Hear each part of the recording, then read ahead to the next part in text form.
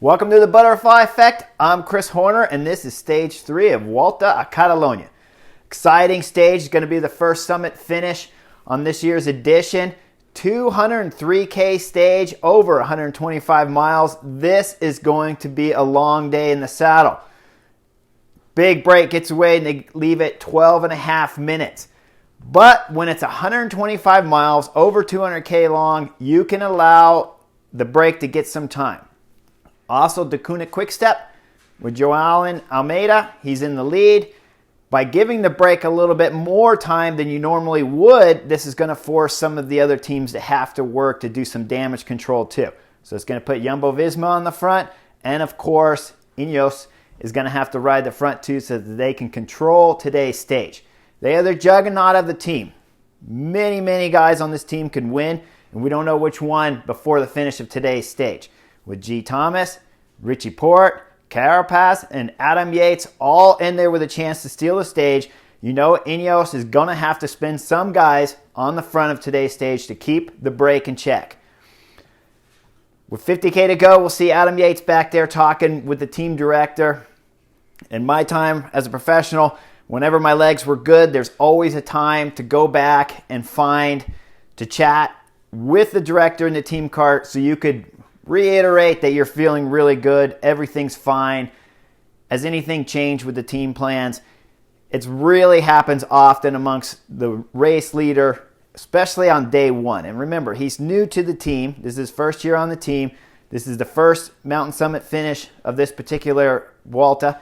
So for him to go back and talk to the director, they're just going to, hey, how are you feeling? What's going on? How are your legs? I'm good. Everything's fine. Now remember, Adam Yates did a very good time trial the day before, and when a climber time trials like Adam Yates did, then you know he's on form. Guy like Richie Porte time trials, you don't know for sure if he's going to climb fantastic because he is a time trialist. Rowan Dennis wins the time trial, that's what he's supposed to do. Richard Carapaz from Ineos doesn't do a fabulous TT, but it's adequate. And G. Thomas the same, a pretty solid TT, but he is a time trial specialist too because of his size and strength. So that doesn't mean he's going to climb good the next day. But Adam Yates, when you time trial good, you're going to climb good because he's a pure climber. So that's a good sign that he's on form. When we get into the bottom of the climb, I want to point something out. Rowan Dennis yesterday said in the press conference he's a donkey.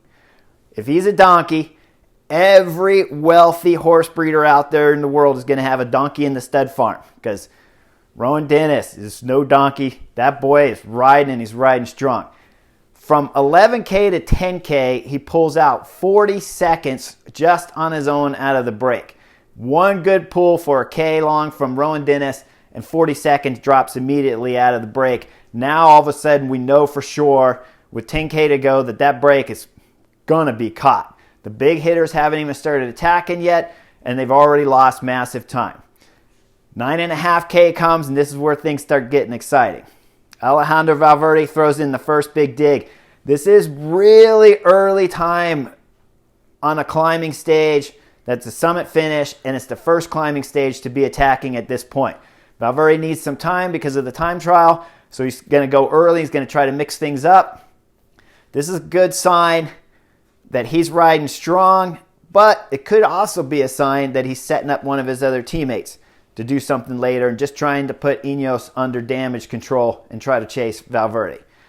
Now, for me, when I'm sitting on the couch and I'm watching 9.5K and Valverde lights it up, I get a little excited because normally the Ineos train, their strategy at this point in time when a rider first attacks would not even change. They would just continue to ride the front with Rowan Dennis there, set the tempo, drive it, probably pull Valverde back 2 or 3 of the other attacks, bring it into 5K or 3K to go, and then start launching all of their climbers.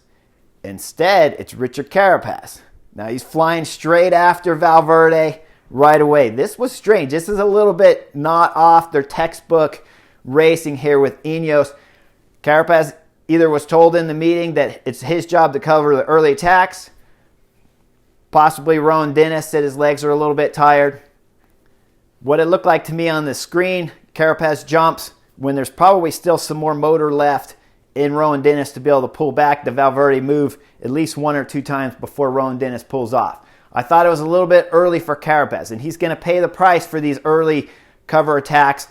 But I'm sure in the meeting at some point in time before they left the bus, he was told to cover the early attacks, and they didn't plan on Rowan Dennis being so strong at this point in time in the race. Like I say, Rowan Dennis, though, definitely no donkey. This guy's a thoroughbred horse. I mean, every breeder wants this guy and wants this donkey in their breed of horses. So Rowan Dennis sits up, Carapaz goes. This is some drama here because Carapaz is in a sticky situation. He's good, but he's not fabulous there, and he's swinging a little bit. We'll see Nairo Quintana go. Valverde goes. Carapaz is there with Ciccone, and they're probably about 6K from the finish line of today's stage. We'll see Carapaz, and he's swinging on the back. Now, all the directors have TV cameras inside or TV screens inside their car. They're getting race radio. They're hearing information on the event. Of course, Carapaz has a radio on his jersey, so he can talk directly to the management too and tell them how they're doing.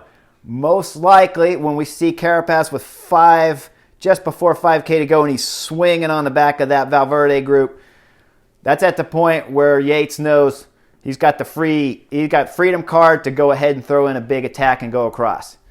Adam Yates does a big dig. And he goes across that with Sepp Kuss, and he closes that gap in a matter of seconds. So we know he's on fabulous form. When he continues to ride straight through, it's Valverde that jumps onto his wheel. Valverde's riding good to do those kind of attacks from 9.5K to go multiple times, and then to latch on to Adam Yates' wheel. We know Valverde's finding some legs. He's riding good. Those three will go up and they'll catch the sole leader from the breakaway. He drops. Sepp Kuss throws in a good attack, just under 2K to go, and that's going to dislodge Valverde. Now remember, Adam Yates has been riding the front now for 3K on the front when he's got ex-world champion Valverde on his wheel. Grand Tour stage winner, Sepp Kuss, who's flying eagle up there in the mountains. So he's been on the front for 3K. When Sepp Kuss attacks, it's a big dig for him to close. He does an amazing job of closing it. Passes, drops Sepp Kuss. I love the picture on the screen when they're going up the switchbacks, and I always loved it as a rider myself when you're attacking and you can look down and see exactly what kind of gap you got. They'll get on the switchbacks. Adam Yates, you'll see him look down, and he can directly see right there that he's got time on Valverde and Sepp Kuss, so he's going into TT mode now all the way to the finish. One guy to point out, he's riding exceptionally good, is Chavez. Esteban Chavez missed the move. He should have gone with Adam Yates and certainly with Sepp Kuss when those two took off. Chavez leaves way behind, but he's doing a very good dig to close the gap. So keep in mind for tomorrow's stage, Chavez is going to be there going for the win. Sepp Kuss, I'm sure he'll be back up there trying to get another stage chance at another stage win in tomorrow's stage too. But Adam Yates takes a beautiful solo victory on the summit of the Volta 2000.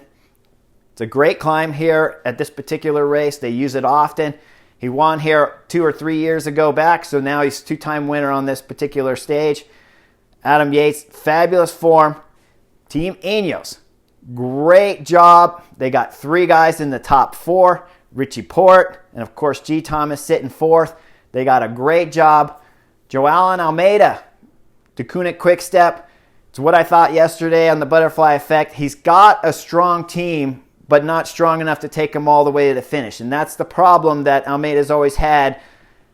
He's not a pure climber. He's a good all-around rider who can climb. He can time trial good. But he's going to need someone that can chauffeur him all the way to the finish. And at this level, it's hard for a team like Deceuninck Quick-Step to be paying all these classic guys and then come to a stage race and have guys that can support him and bring him all the way to the finish. In my professional opinion, Deceuninck Quick-Step did a great job. They got him to 5K to go. But when you got 4 Ineos riders there, there's only so much you could do, right? Almeida's back there trying to bring back Adam Yates, and he's got 3 Ineos riders sitting directly on his wheel. There's not much the young Portuguese kid can do other than just do damage control and ride to the finish.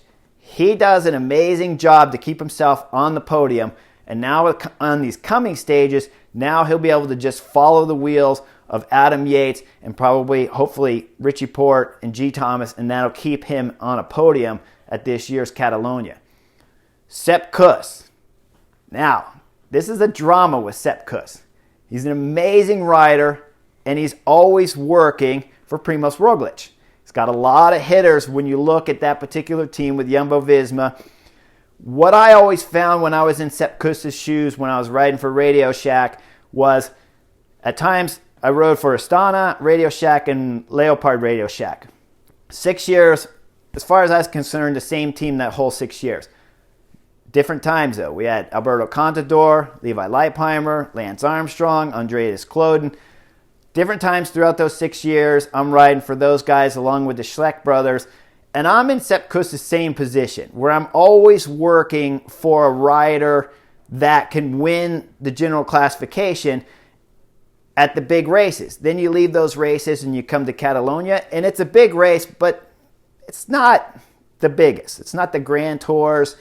It's not as important as we see in Paris-Nice or Trino Adriatico. It's one of the lower tiers, even though it is World Tour. I understand that the points are important. But for the sake of conversation, when I was in Sepp Kuss's shoes, it was always difficult because you're riding 100% on all these really important hard races for your leader, and then you come to these next tier races, and the team throws you the keys to the car. And they're like, here's the keys, man, go win the race. Problem is, man, the car doesn't have much gas left because you've been riding full gas at all these other big events, and then you come to one event smaller that Alberto Contador or somebody, one of the other teammates that I was riding with didn't show up, and they would throw you the keys, but there's no gas left in the car. Of course, here, Sepp Kuss has had a little bit of rest. He's coming from training, so he should have some freshness in his legs, but even with the freshness in the legs, it's not like he has another Sepp Kuss backing up Sepp Kuss. Okay, when Primož Roglič is up there and it's Sepp Kuss on the front driving it, that's one thing. When Sepp Kuss is up there, he doesn't have another Sepp Kuss in front of him. So keep that in mind. That's a strategy. And so Sepp Kuss is in a same seat that I was always in throughout my career, those 6 years spent with Johan Bernal and Radio Shack. It's difficult because you don't have someone else riding in front of you like your leaders had when you were riding in front of them. So it's a difficult situation. He's got to play the cards like you saw him today, where he's jumping between breaks, jumping with attacks with Valverde, Nairo Quintana. He's got to go with Adam Yates. Then he's got to throw in another attack himself. So when I look at Adam Yates' climb today, I say he's the best in the race. But keep in mind, Sepp Kuss did a lot of work. Valverde did a lot of work. Esteban Chavez did a pretty good bridge coming up. So we got 4 or 5 guys here that I think are really close to the same level that we'll see tomorrow's stage that are all going to be battling out, and it might be a little bit more fair and in their favor tomorrow when Ineos have to ride up the whole climb, and these guys can tack a little bit later to the finish of tomorrow's climb. Hope you liked the butterfly effect today. Remember to like and subscribe, and I'll see you guys real soon.